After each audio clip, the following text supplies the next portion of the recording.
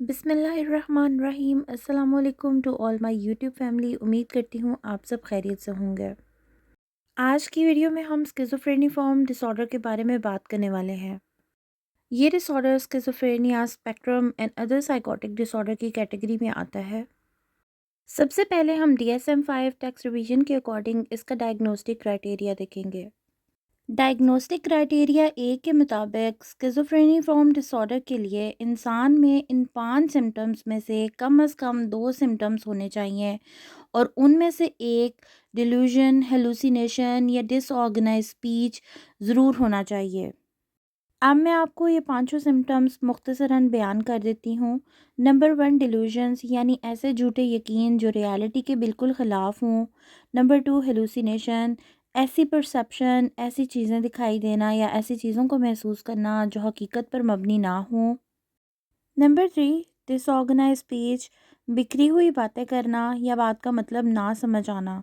Number 4, grossly disorganised और catatonic behaviour, अजीबो-गरीब किस्म की हरकतें करना या बिल्कुल हरकत ना करना। नंबर 5, नेगेटिव सिम्टम्स, इसमें पेशेंट के जज्बात जो हैं, इमोशंस बिल्कुल गायब हो जाते हैं या फिर जो है वो पेशेंट के अंदर किसी किस्म की मोटिवेशन नज़र नहीं आती। ये पांचों सिम्टम्स मैंने अपनी पिछली वीडियो के अंदर बहुत तफसीलन बयान की हैं। अगर आप इनकी तफसील जानना चाहते हैं तो आप मेरी पिछली वीडियो देख सकते हैं। अब हम बात करते हैं डायग्नोस्टिक क्राइटेरिया बी की।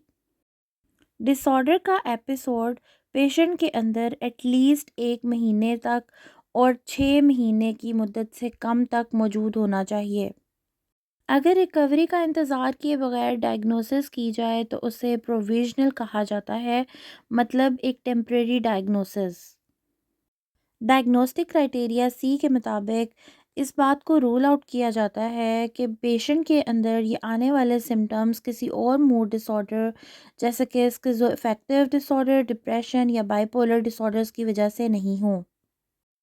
नंबर 1, जब सिम्टम्स की एक्टिव फेज़ हो उस वक़्त पेशेंट के अंदर कोई किसी किस्म का मेजर डिप्रेसिव और मैनिक एपिसोड्स अकर नहीं होने चाहिए।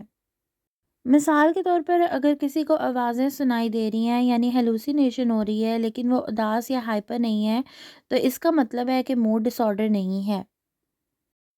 पॉइंट नंबर 2 ये है कि अगर कभी मूड एपिसोड जैसे डिप्रेशन या मेनिया आए भी तो वो पूरी बीमारी के दौरान सिर्फ थोड़े टाइम के लिए रहेगा, ज़्यादा देर तक नहीं। मिसाल के तौर पर अगर किसी को 6 महीने से डिल्यूजन्स हो रहे हैं और सिर्फ 2 हफ्ते उसको डिप्रेशन की सिम्टम्स हैं तो मूड एपिसोड छोटा पार्ट है, इसलिए ये स्किज़ोफ्रेनिफॉर्म डिसऑर्डर के साथ हो सकता है।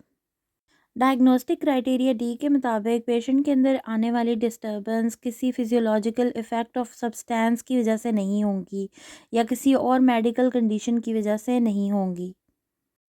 अब हम इसके स्पेसिफायर्स को देख लेते हैं। नंबर 1 है विद गुड प्रोग्नोस्टिक फीचर्स। ये स्पेसिफायर हम पेशेंट को उस टाइम देते हैं जब उसके अंदर दो एटलीस्ट आगे बताए गए फीचर्स के अंदर से फीचर्स मौजूद होते हैं। नंबर 1 ये कि प्रोमिनेंट साइकोटिक सिम्टम्स जैसे कि हेलुसिनेशंस, डिल्यूजन्स पहली दफ़ा इंसान के बिहेवियर या डेली रूटीन में तब्दीली के 4 हफ्तों के अंदर अंदर शुरू हो जाएं। नंबर 2 ये कि पेशेंट बहुत ज़्यादा कंफ्यूज्ड और कशमकश की हालत में दिखाई दे कि ये सब क्या हो रहा है। नंबर 3 ये कि पेशेंट बीमारी से पहले सोशली तौर पर और अपने काम के अंदर बिल्कुल अच्छे तरीके से परफॉर्म कर रहा हो। नंबर 4 ये कि इमोशंस जो हैं वो डल ना हो, यानी पेशेंट जो है वो एक्सप्रेशन लेस नहीं होगा। नेक्स्ट है specify if without good prognostic features.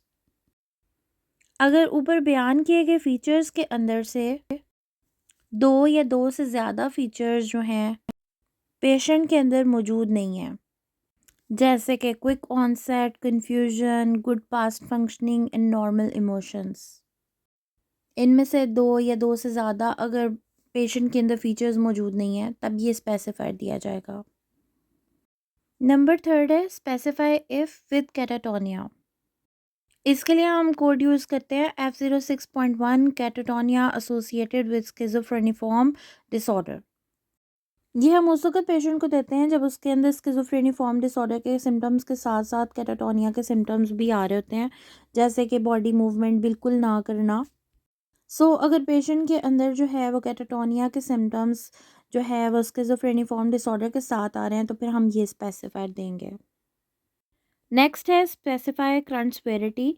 इसके अंदर हम क्वांटिटेटिव असेसमेंट करते हैं पेशेंट के सिम्टम्स की, जो लास्ट 7 डेज़ के अंदर देखे जाते हैं कि कितने ज़्यादा स्वेयर हैं, और इसके लिए हम 5 पॉइंट स्केल का इस्तेमाल करते हैं।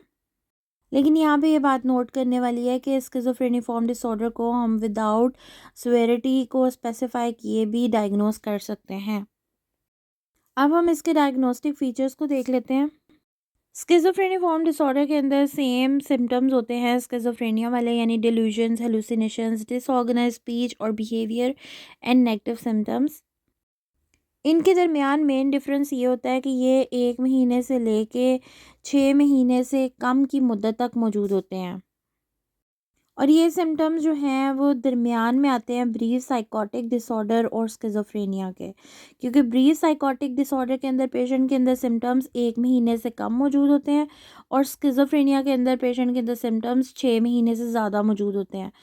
ये बिल्कुल दरमियानी चीज़ है, यानी कि पेशेंट के अंदर 1 महीने से ज़्यादा सिम्टम्स मौजूद होंगे और 6 महीने से कम सिम्टम्स मौजूद होंगे, तब हम पेशेंट को स्किज़ोफ्रेनिफॉर्म डिसऑर्डर डायग्नोज करते हैं। स्किज़ोफ्रेनिफॉर्म डिसऑर्डर का जो डायग्नोसिस है वो 2 सिचुएशंस के ऊपर बेस करता है। नंबर 1 सिचुएशन ये है कि पेशेंट के अंदर जो सिम्पटम्स हैं वो 1 से लेकर 6 महीने की मुद्दत के दरमियान मौजूद रहे हैं, और पेशेंट जो है वो अब ठीक हो गया हुआ है। सेकंड सिचुएशन ये है कि अभी 6 महीने पूरे नहीं हुए और पेशेंट अभी भी बीमार है। जो सेकंड केस है वहाँ पे हम जब डायग्नोसिस लिखते हैं तो हम लिखते हैं स्किज़ोफ्रेनिफॉर्म डिसऑर्डर प्रोविज़नल, क्योंकि रिकवरी जो है वो स्टिल अभी तक जो है वो अनसर्टेन है कि पता नहीं पेशेंट ठीक होगा कि नहीं होगा। और आपको पता है कि जब अगर 6 महीने की मुद्दत से ज़्यादा पेशेंट के अंदर सिम्टम्स मौजूद होंगे तो स्किज़ोफ्रेनिया के अंदर वो कन्वर्ट हो जाएगा। अब हम इसके एसोसिएटेड फीचर्स के बारे में बात कर लेते हैं। कोई लैब टेस्ट या साइकोलॉजिकल टेस्ट नहीं कंफर्म कर सकता कि ये स्किज़ोफ्रेनिफॉर्म डिसऑर्डर है। कुछ ब्रेन की स्टडीज़ ये शो करती हैं कि एबनॉर्मेलिटीज़ हैं ब्रेन के कुछ सर्टेन रीजन्स के अंदर, बट ये फाइंडिंग्स कोई डायग्नोसिस को स्पेसिफाई नहीं करती। अब हम इसके प्रेवलेंस की बात कर लेते हैं। दुनिया के कई इलाकों में इस डिसऑर्डर्स की रेशियो स्किज़ोफ्रेनिया जैसी ही है। अमेरिका और हाई इनकम कंट्रीज़ में जो है ये डिसऑर्डर बहुत कम होता है, स्किज़ोफ्रेनिया से तकरीबन 5 गुना कम होता है। ये डिसऑर्डर लो इनकम कंट्रीज़ के अंदर ज़्यादा देखा गया है। अब हम बात करते हैं डेवलपमेंट एंड कोर्स की। इसका डेवलपमेंट जो है वो सिमिलर है स्किज़ोफ्रेनिया के डेवलपमेंट से। 1/3 लोग जो कि शुरू में स्किज़ोफ्रेनिफॉर्म डिसऑर्डर जो है वो डायग्नोज हुए हैं वो फुली रिकवर हो गए हैं विदिन 6 मंथ, और जो रिमेनिंग 2/3 लोग थे उनके सिम्टम्स कंटिन्यू रहे हैं, और बाद में उनका जो डायग्नोसिस है वो चेंज हो गया स्किज़ोफ्रेनिया में या स्किज़ो अफेक्टिव डिसऑर्डर के अंदर। फॉर एग्जांपल अगर किसी पेशेंट को 4 महीने तक हेलुसिनेशंस रही हैं और वो फिर पूरी तरह से ठीक हो गया है, तो उसका जो फाइनल डायग्नोसिस है वो स्किज़ोफ्रेनिफॉर्म डिसऑर्डर ही रहेगा। लेकिन अगर सिम्टम्स जो हैं वो 6 महीने से ज़्यादा हो गए हैं और 7 महीने तक जा रहे हैं, तो डायग्नोसिस स्किज़ोफ्रेनिया जो है वो बन जाएगा। अब हम बात करते हैं रिस्क एंड प्रोग्नोस्टिक फैक्टर्स की। जो लोग स्किज़ोफ्रेनिफॉर्म डिसऑर्डर का शिकार है उनके रिलेटिव्स को भी हाई रिस्क होता है इस डिसऑर्डर के होने का। अब हम बात करते हैं फंक्शनल कॉन्सिक्वेंसेस ऑफ स्किज़ोफ्रेनिफॉर्म डिसऑर्डर। इस डिसऑर्डर की वजह से पेशेंट की डेली लाइफ फंक्शनिंग बहुत ज़्यादा इफ़ेक्ट होती है, जैसे कि उनका काम, उनका स्कूल, उनके रिलेशनशिप और उनकी सेल्फ केयर वगैरह। जो पेशेंट्स स्किज़ोफ्रेनिफॉर्म डिसऑर्डर से रिकवर हो जाते हैं उनकी जो लाइफ है वो बेहतर हो जाती है। फॉर एग्जांपल एक स्टूडेंट है जिसको स्किज़ोफ्रेनिफॉर्म डिसऑर्डर डायग्नोज किया गया है और वो 5 महीने के अंदर अंदर जो है वो रिकवर हो जाता है। इसके बाद वो दोबारा से स्कूल जाकर अपनी पढ़ाई और सोशल लाइफ नॉर्मल तरह से जारी रख सकता है। ये बात की गई है यहाँ पे। अब हम बात करते हैं इसके डिफरेंशियल डायग्नोसिस की। बहुत सारे मेंटल डिसऑर्डर्स और मेडिकल कंडीशंस ऐसी हैं जिनमें साइकोटिक सिम्टम्स जैसे कि डिल्यूजन्स या हेलुसिनेशंस वगैरह पाए जा सकते हैं। अब हम एक क्विकली इन डिसऑर्डर्स को देख लेते हैं। Psychotic disorders due to another medical condition, substance medication induced psychotic disorders, other specified or unspecified bipolar and related disorders, major depressive or bipolar disorder with catatonic features, schizophrenia, delusional disorders, other specified or unspecified schizophrenia spectrum and other psychotic disorders, schizotypal, schizoid, or paranoid personality disorders, autism spectrum disorder, disorders presenting in childhood with disorganized speech, attention deficit hyperactivity disorder, obsessive compulsive disorder, post traumatic stress disorder, and traumatic brain injury. चूँकि स्किज़ोफ्रेनिफॉर्म और schizophrenia में असल फ़र्क duration का होता है, इसलिए दोनों के डिफरेंशियल डायग्नोसिस तकरीबन एक जैसे ही होते हैं। इसके साथ ही हमारी आज की वीडियो ख़त्म होती है।